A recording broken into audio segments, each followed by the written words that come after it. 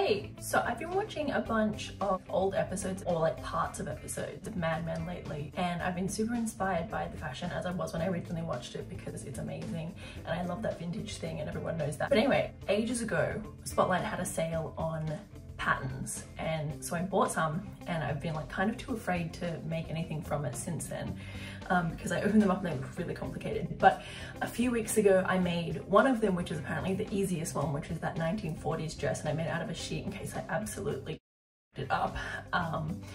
So it didn't like kind of didn't matter if the fabric like was wasted.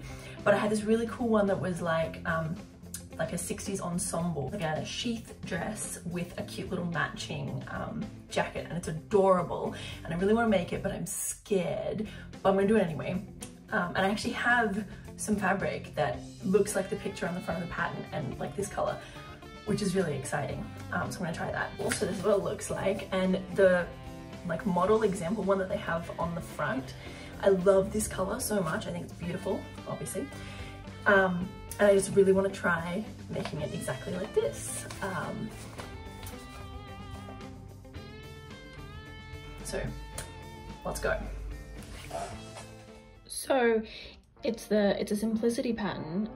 They have these types that are vintage. So I think, well, my understanding is that they're actual vintage simplicity patterns that they've re-released, and like they've taken these like new pictures of them, because obviously the old ones were drawings, and I guess this is kind of easier to see what it's going to look like.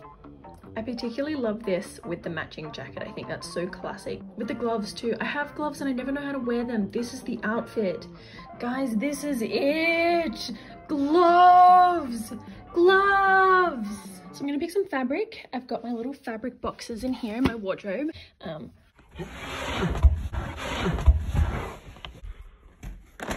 Yeah, this one is my pink fabric box. So I've got some really pretty things in here. And wow, this looks really orange on camera, but it's not actually that like Fanta colored. That's aggressive. I'm gonna show you the color of this in natural light, and yeah, it's definitely more peachy pink than straight up orange, like full orange.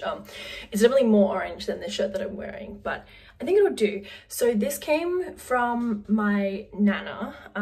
When she passed away, she had a lot of fabric and wool and yarn and everything like that. Me and my cousin kind of went through all of her stuff and pilfered it.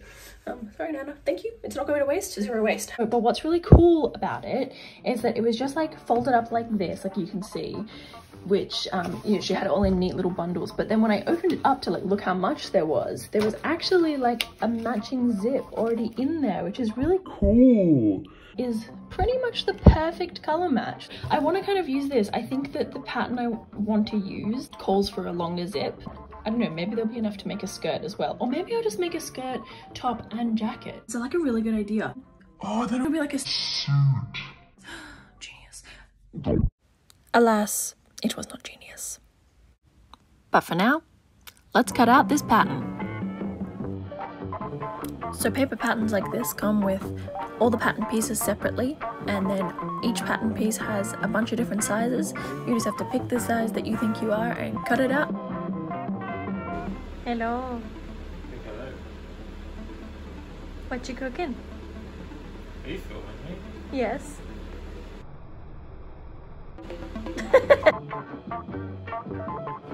Cutting out this particular pattern took forever. There are 3 different parts obviously in the same pattern. There was the dress, the jacket, and it also has this optional little jacket, kind of jacket thing, which I actually cut out before realizing that those pieces were completely irrelevant to me. Yay. So I have a slight dilemma that when I've actually laid out fabric, I don't think I have enough for both the dress and the jacket. I should make a skirt, a top, and a jacket. Genius. That would definitely be a bad idea. So what I have is probably, I have an amount. I might have to just make one that could work, maybe. Yeah. Thinking on it. New morning, new day. Slept on it. Not correct. So I actually made everything fit well, apart from the skirt there, which you see doesn't fit. and also some facing, but mostly it fits. It's not actually correct though, because I realized my explanation made literally no sense. Essentially, I just put things on the fabric wrong. Sorry. So what I've decided to do is I've brought the skirt part up to be level because I actually really like how long the dress is meant to be, and I think that's really cute. And I've got these little shoulder bits popping over the edge, and then I've just traced these little of the pattern. I always forget to the markings. Do something to mark where the darts go, please. So then the process of making this is just a lot of pinning and then sewing. Yes, I have grandma Velcro rollers in my hair. I was trying a thing. At this point, I'm pinning all the darts together and then stitching them. You can't see that's what I'm doing, but I promise that's what I'm doing. And this is what the darts look like when they're sewn in. Yay! Hello! Hey, the thing with the hair rollers turned out alright. So now I am trying to pin the facing on to the front and the back pieces. I called my mom and she tried to explain it to me via FaceTime, which is not the best way to learn sewing, FaceTime. And then I kind of winged it. We have to pin the wingle dangle to the jingle dingle, and by that I mean facing. Why is this guy at work? It is a Saturday and there's the man, oh geez. That man there, why is he working? Do you see him? He's in an office opposite my building. It is a Saturday and there is a pandemic. Bro. Okay, so this is the cool bit with the facing. I've set it together right sides together. Now we snip a bunch out of the seam allowance on the curvy bits, and then we can turn it the right way. Ta-da! I then abandoned sewing to go outside.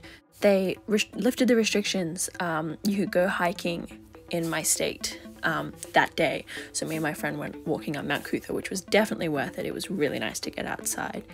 I'm really, really unfit though.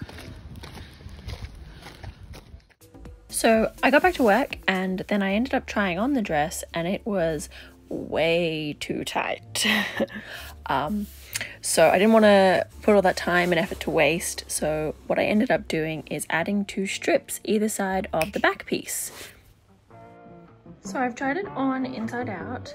Because I added this panel to the sides, it now fits my hips really nicely, but it was too baggy around the waist. So I've just pinned all of the darts again to bring it in and make it work.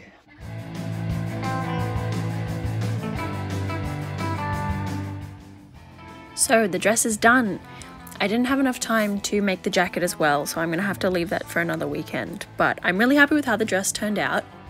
There are a couple of things I might change before I finish the jacket as well, but overall I'm really happy. I hope you liked it too.